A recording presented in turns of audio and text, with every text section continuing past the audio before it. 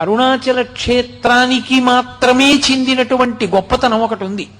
ఒకానొకప్పుడు పరమశివుడు కైలాస పర్వతం మీద కూర్చుని ఉన్నాడు.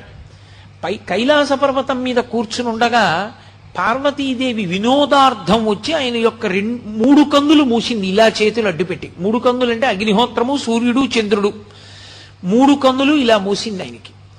ఆమెకి తెలియదా? ఆమె సర్వజ్ఞ.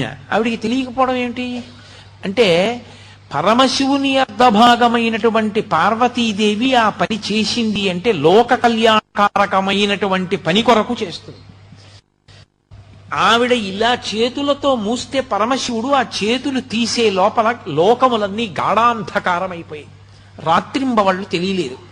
రాత్రింబవళ్ళు తెలియకపోతే తిథులు తెలియలేదు. తిథులు తెలియకపోతే యజ్ఞయాగాది క్రతువులు, సంధ్యావందనాలు అన్నీ ఆగిపోయాయి. ధర్మము లుప్తమైపోయింది.